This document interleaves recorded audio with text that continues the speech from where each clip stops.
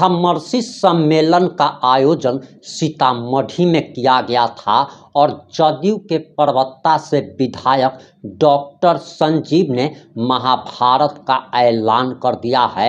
उन्होंने साफ तौर पर कहा कि भूमिहारों की सरकार में उपेक्षा की जा रही है और भूमिहारों के हक और अधिकार की लड़ाई के लिए वह किसी से भी लड़ जाएंगे, भिड़ जाएंगे। महाभारत का आगाज तो हो ही चुका है।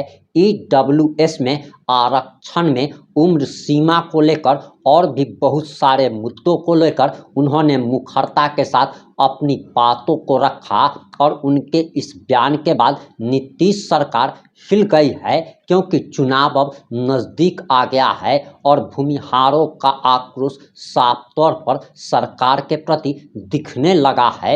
और आखिर ईडब्ल्यूएस आरक्षण में उम्र सीमा और अन्य मुद्दों को लेकर डॉक्टर संजीव ने साफ तौर पर लड़ाई का ऐलान कर दिया है। उन्होंने श्री बाबू को भारत रत्न देने की मांग एक बार फिर से दोहराई है और आखिर उन्होंने पूरा बयान क्या दिया है आपको हम इस 5 से 8 मिनट की रिपोर्ट में बताने जा रहे हैं।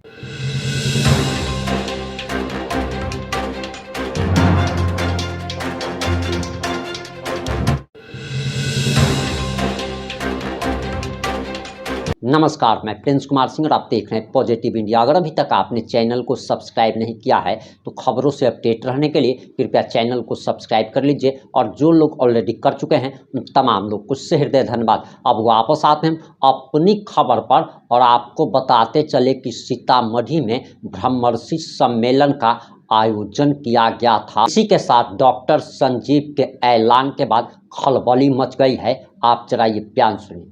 अब श्री बाबू को भारत रत्न के लिए बोलता हूं तो आग लगता है सबको सरकार में। क्यों नहीं उनको मिलेगा? बिहार के नवनिर्माण में इतना योगदान श्री बाबू का था, शायद ही किसी मुख्यमंत्री का था। डॉक्टर हूं मैं पेशे से, जेडीयू में रह के ही जो जेडीयू के कुछ लोग हैं जो हमारे समाज को गाली गलौज करने का काम करते हैं, बुलंदी से उनका इलाज करता रहूंगा जेडीयू में रहकर। मेरी ये भी मांग है सरकार से, तो बिहार को भूमि से जो अलग करने की साजिश चल रही है सरकार उसको बंद करे कि जहां हमारे समाज को सम्मान मिलेगा हमारे समाज को उस ओर बढ़ना चाहिए। देखिए आज बहुत महत्वपूर्ण दिन है। जब मुझे इनविटेशन मिला तो मैं परबत्ता में था, पटना है, फिर आज यहाँ पे आए। बहुत ही अच्छा पहल है कि जो ब्रह्मर्षि सेना का 7वां वर्षगांठ मन रहा है और बहुत उम्मीद से मैं आया और मैं सभी को धन्यवाद देता हूँ कि भारी संख्या में सभी ब्रह्मर्षि यहाँ जुटे हैं, सीतामढ़ी और आसपास के जिले से भी, तो मैं उनका स्वागत करता हूँ। और ये अच्छी पहल है कि संगठन मजबूत करना। सबसे बड़ी बात है कि हमें अपना संगठन को देखना है, पहले ब्रह्मर्षि समाज को देखना होगा कि पहले अपना समाज हो बाद में कोई पार्टी हो। हम लोग जो एक पार्टी में बंध गए हैं, चाहे किसी के साथ टेकन एज ग्रांटेड सब लेता है, उसी के कारण हम लोगों को अपने काबिलियत के हिसाब से भागीदारी नहीं मिल रही है।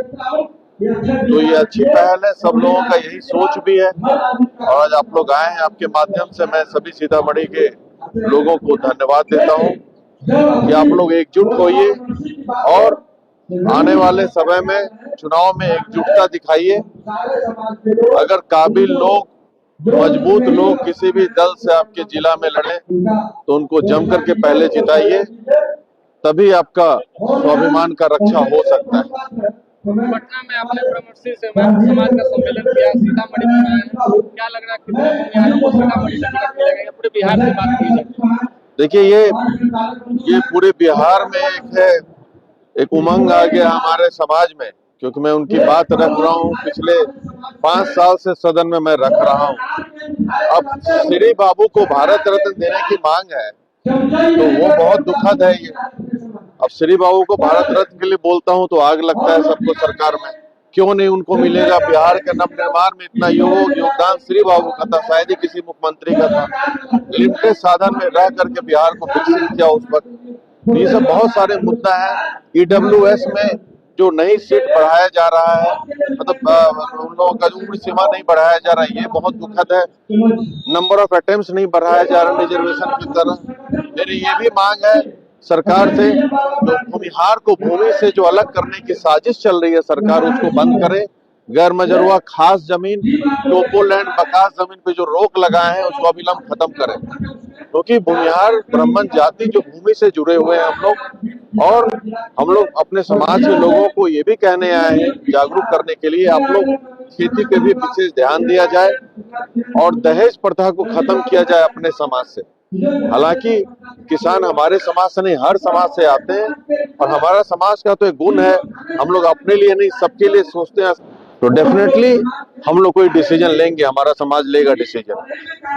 आगे आप जेडीयू में शामिल रहेंगे या आरजेडी से चुनाव करेंगे? नहीं, ऐसा कुछ नहीं है। मैं जेडीयू में ही हूँ, डॉक्टर हूँ मैं पेशे से। जेडीयू में रह के ही जो जेडीयू के कुछ लोग हैं जो हमारे समाज को गाली गलौज करने का काम करते हैं, बुलंदी से उनका इलाज करता रहूंगा जेडीयू में रह करके। कयास लगाया जा रहा है कि कयास तो लगाने दीजिए, भविष्य क्या है नहीं बता सकता हूँ, लेकिन जहां भी रहूंगा बुलंदी से अपने समाज की बात करता रहूंगा और बिहार को विकसित कैसे बनाया जाए इस पे चर्चा होती रहेगी। एसपी जी हम स्वागत करेंगे तो डॉक्टर जाएंगे। अभी देखिए, अभी तो आने वाला भविष्य क्या होता है इसकी जानकारी अभी नहीं है, लेकिन एक बात तो जरूर है कि जहां हमारे समाज को सम्मान मिलेगा, हमारे समाज को उस ओर बढ़ना चाहिए। अगर आपको अपने साथ रख के कोई आपको बेइज्जत करे तो उससे दूरी बनाना ही बेहतर होगा, और स्वाभिमान से हमारा समाज और हम लोग ना कभी समझौता किए हैं ना मरते दम तक करेंगे। या 3 मुश्किल से 4 होगा, 2 3 4, और उसमें भी कोई कार्यकर्ता नहीं है, कोई कार्यकर्ता नहीं है, वो सब या तो पारिवारिक है या तो कोई बड़े नेता है, रिटायर्ड नेता है, उनको लिया गया। आप लोगों को किसी कार्यकर्ताओं को नहीं छुआ गया। अरे हमारा समाज क्या झोला ढोने के लिए पैदा लिया है डिजिटल का? वोल्टेज है हम लोग, हो ही नहीं सकता है। अरे हम लोग तो माहौल बदलने में विश्वास रखते हैं। एक साथ हो जाइएगा तो कहीं भी माहौल बदल सकते हैं। हमारे साथ अन्याय हो रहा है, हम लोग आवाज नहीं उठाएंगे तो आने वाला भविष्य आपको गाली देगा, हमको गाली देगा। कभी कैसा आदमी को जनप्रतिनिधि बनाए, अपनी आवाज को नहीं उठाए। आप शुरू से देखिए कितना बड़ा अन्याय हो रहा है हमारे साथ। श्री बाबू बिहार के नव निर्माण में जितना योगदान श्री बाबू का था, आज तक किसी मुख्यमंत्री का बिहार में नहीं हुआ है। और लिमिटेड रिसोर्सेज के समय लिमिटेड रिसोर्स था। भारत जब आजाद हुआ था हमारे पास कुछ करने के लिए नहीं था। उसके बाद मेहनत करके औद्योगिकरण किया गया पूरे बिहार में, हर जगह इंजीनियरिंग कॉलेजेस बने, उस पर मेडिकल कॉलेजेस बनाए। उसके बाद बरौनी रिफाइनरी है, वो सब कुछ छूटा ही नहीं, उस वक्त इतना कार्य किया उन्होंने। उसके बाद सबसे बड़ी बात कि लोग कहते हैं कि भाई श्री बाबू भूमिहार है, ब्राह्मण है, इसलिए उनको भारत रत्न नहीं मिलेगा। क्यों भाई? अगर सिर्फ भूमिहारों के लिए किए रहते तो एक बात होती। जमींदारी प्रथा को उन्होंने खत्म किया, उन्होंने कानून लाया, जमींदारी को खत्म किया, और सबसे ज्यादा लॉस तो भूमिहार समाज को हुआ। भूमिहारों से जमीन लेकर के दलितों में बांटा गया। क्या कोई ऐसा कर सकता था?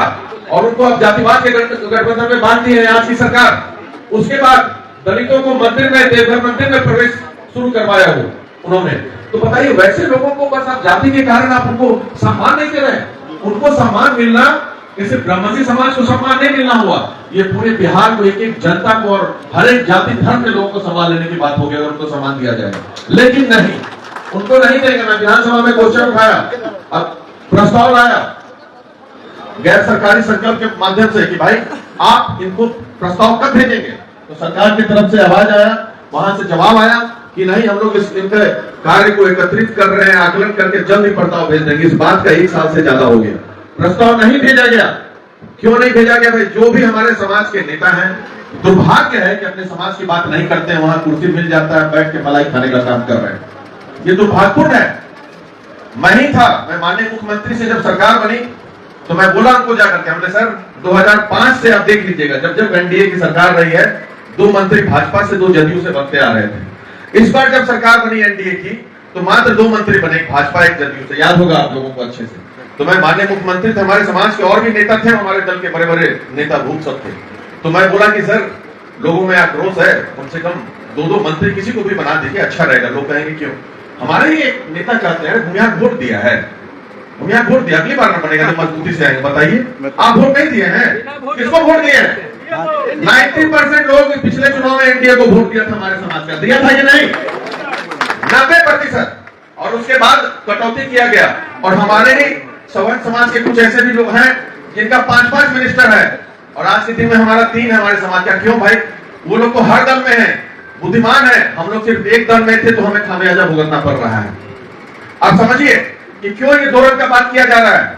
आप दूसरी बात मैं कह रहा हूं, आज हम लोग, ये अच्छी बात है, सब दल से रहिए, लेकिन कोई किसी, हम लोग, मैं गर्व से कहता हूं, मैं राष्ट्रवादी हिंदू हूं, सनातनी हूं, मुझे गर्व है इस बात की, लेकिन इसके लिए कि मुझे किसी दल के अगर दल के अध्यक्ष से सर्टिफिकेशन का जरूरत नहीं है। लेकिन ये बात समझना पड़ेगा आप लोगों को, भारतीय होने के कारण, राष्ट्रीयता के कारण, देश के नाम पे अगर हम लोग को हमारे समाज को काट दिया जाए तो कहां से जाएंगे। आप देखेंगे हमारे समाज का 54-55 विधायक हुआ करते थे 65-70 में, आज वही बिहार है 3।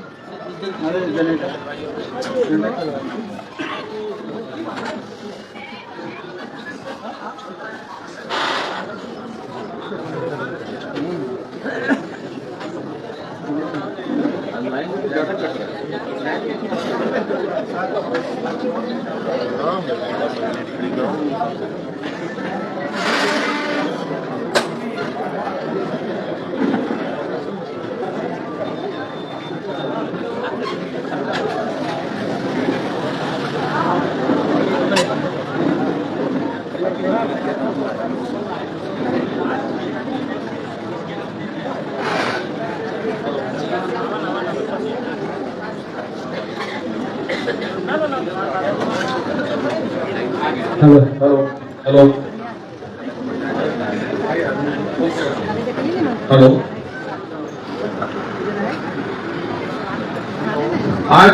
आज हमारे समाज के 22 विधायक हैं, पहले 54-55 हुआ करते थे। ठीक है, झारखंड की तरफ से आते थे 2-3 उनको हटा दीजिए, 52 का रखिए, 50-52, हम लोग 22 पे आ गए। हम लोग का क्या जनसंख्या घट गया है, आधा से भी कम हो गया उस समय से, जनसंख्या तो बढ़ ही रहा है हम लोगों का, परसेंटेज भी वही है, नंबर ऑफ फैमिलीज क्यों घट गए, कभी सोचा है आपने? ध्यान दीजिएगा इस मेरी बातों को थोड़ा। उस वक्त ये होता था, चाहे जिस दल में रहे, आप देखिएगा जितने लेफ्ट के सीपीआई, सीपीएम, ये सब के जितने बड़े नेता होते थे, विधायक रहते थे, उसमें 80% भूमिहार ब्राह्मणी होते थे। कांग्रेस में उस वक्त विपक्ष सत्ताधारी, उनमें भी भूमिहारी होते थे। तो लोग व्यक्ति विशेष को ध्यान में रख के, अपने समाज को ध्यान में रख के वोट किया करते थे कि कौन काबिल है, अच्छे हैं, उनको वोट दिया जाए। और आज क्या हो गया, व्यक्ति विशेष खत्म हो गया। अब हम लोग सिर्फ पार्टी विशेष बंधुआ मजदूर बन चुके हैं, सब हम लोग को टेकन एज ग्रांटेड ले लिया है। हमारी सहभागिता हर जगह घटाई जा रही है, हमारी भागीदारी घटाई जा रही है, और उसके ऊपर से अब जनगणना, फर्जी जनगणना करके ये सुना रहे हैं कि हम लोग 3% हैं, अब उस हिसाब से आपको टिकट दिया जाएगा। अरे भाई, इसे तो सब फर्जी है। 3 को 30 करने में हम लोग को समय नहीं लगता है। हमें अपने काबिलियत पे विश्वास है, हमें अपने काबिलियत पे विश्वास है। हमारा समाज आज तक सभी लोगों को साथ में लेके चला है। अगर यही परसेंटेज की बात करते हैं तो श्री बाबू 15 साल रहे, उसको आप लोग भूल गए क्या? आदरणीय मुख्यमंत्री नीतीश कुमार जी के जाति का कितना परसेंट है? 2.5% होंगे, 2% होंगे। तो इस हिसाब से तो कुछ होना ही नहीं चाहिए। अगर परसेंटेज, लीडरशिप क्वालिटी होनी चाहिए आदमी में, अब परसेंटेज से क्यों आंक रहे हैं?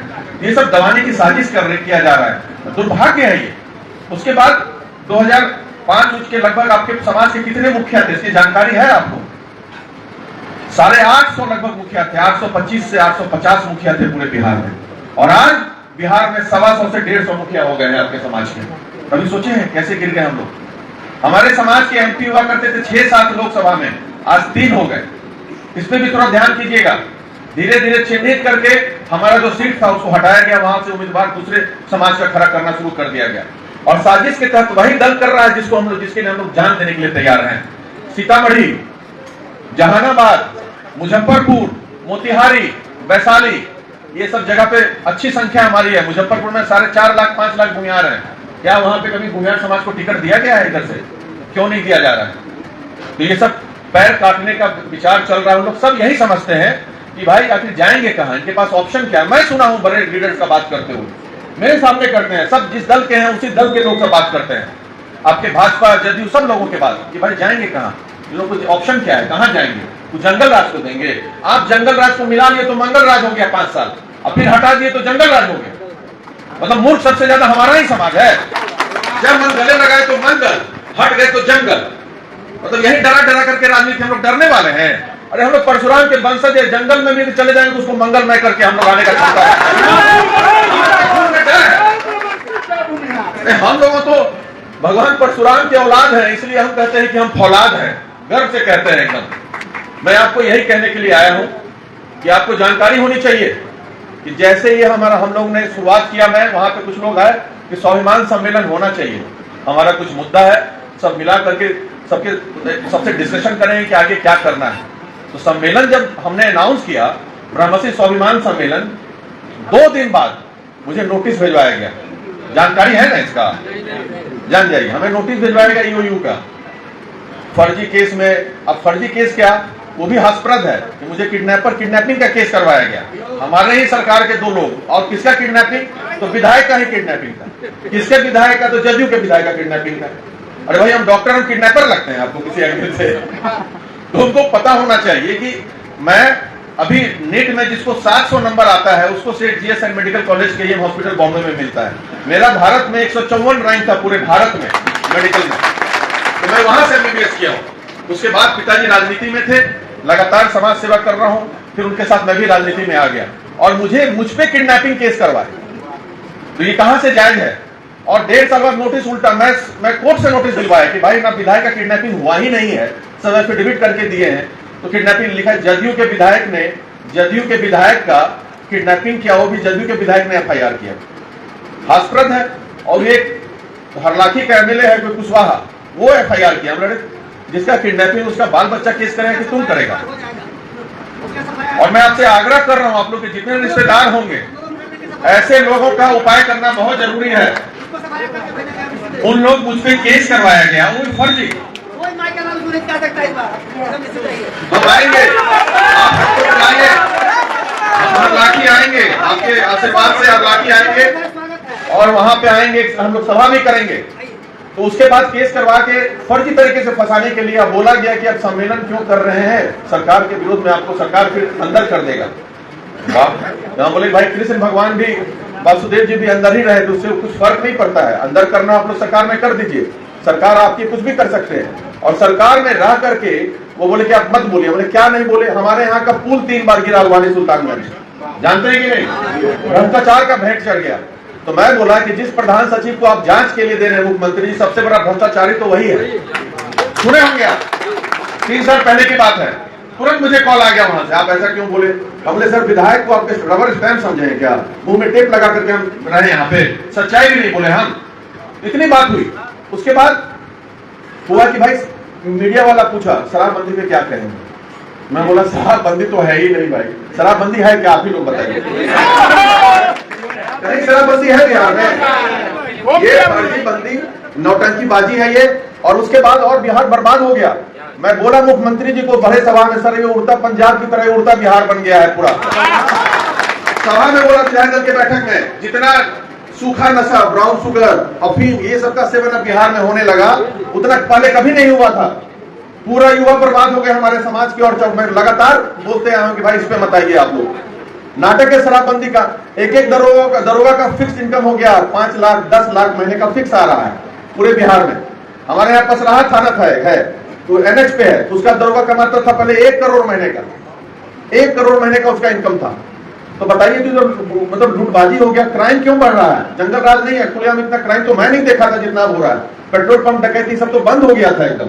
सोना मतलब सोनार के यहाँ डकैती हो रहा है, सोना दुकान, चांदी की दुकान में मर्डर, खून क्यों हो रहा है? क्योंकि भाई सब पुलिसकर्मी 80% शराब वाले के पीछे पड़े हुए हैं। पूरा डाइवर्सन हो गया है पुलिसिंग का। ये सब बात मैं लगातार मीडिया में बोला तो इनका मैं विरोधी हो गया। अगर सच बोलना बगावत है तो मैं बागी हूँ,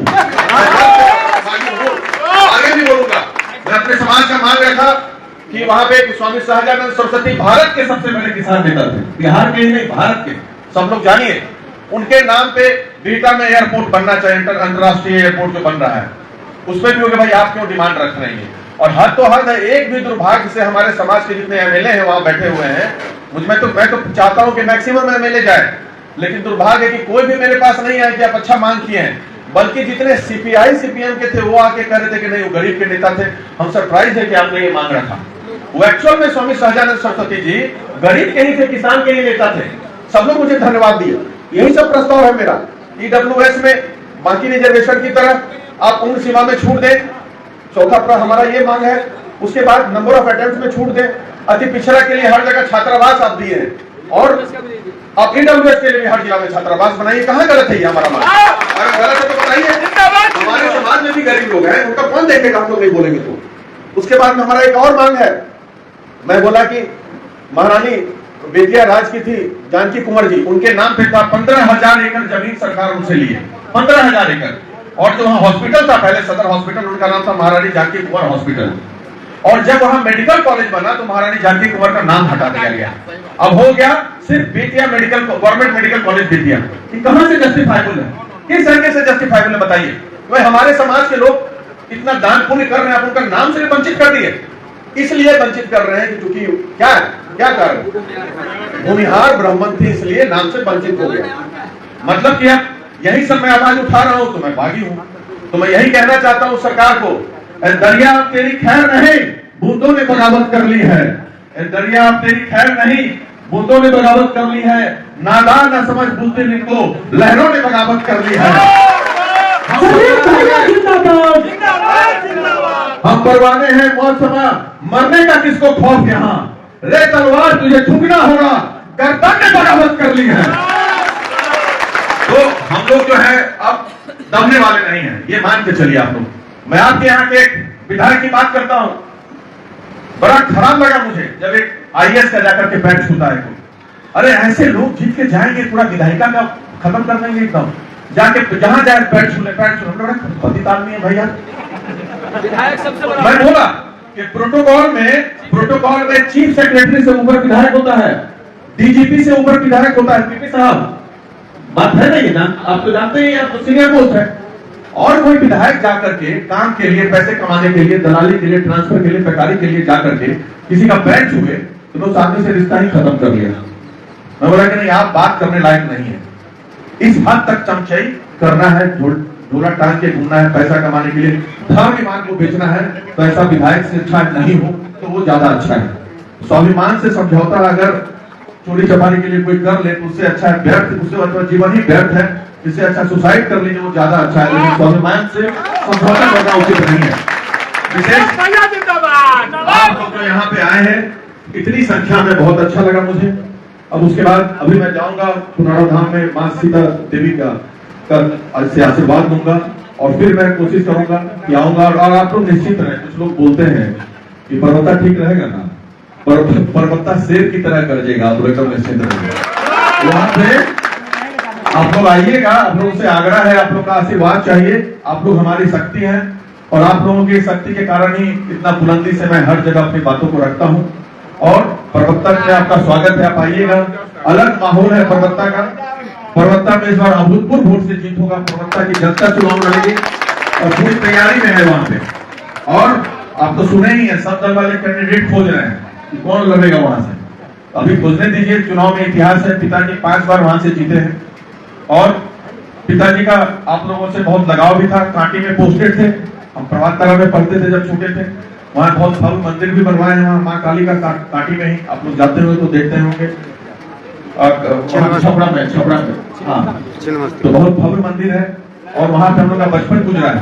अब पिताजी भी अपने समाज के लिए बहुत किए हैं। आप लोग जो पुराने लोग हैं जान जाइए, इलेक्ट्रिसिटी बोर्ड में थे मेरे पापा, और मेरे पिताजी भी लीड्स यूनिवर्सिटी लंदन से उस वक्त बीटेक करके आए थे। इलेक्ट्रिसिटी बोर्ड ज्वाइन किए, RN सिंह नाम था पापा का। और पतरातू में थे, कांटी में थे, बरौनी में थे। 2700-2800 लोगों को नौकरी देने का काम किया उसमें कम से कम 80% अपने समाज के लोग थे। 80% अपने समाज के लोग थे। आप कांटी में जाके पता भी कर सकते हो, उनकी कीर्ति है।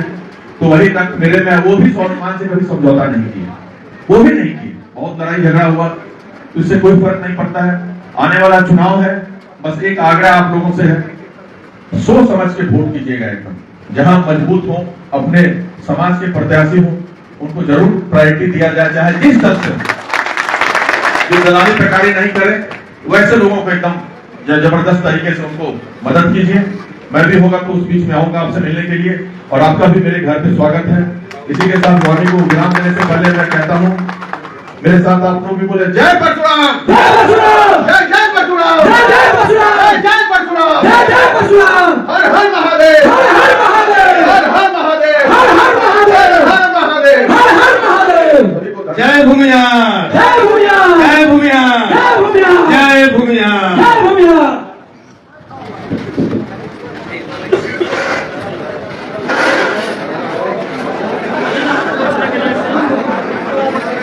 5 मिनट आप सब लोग और खड़े रहिए, बस 5 मिनट। आपने पूरा बयान सुन लिया होगा। अब आपकी क्या प्रतिक्रिया है, अपनी प्रतिक्रिया जरूर दीजिएगा। जुड़े रहें हमारे साथ। जय हिंद, जय भारत।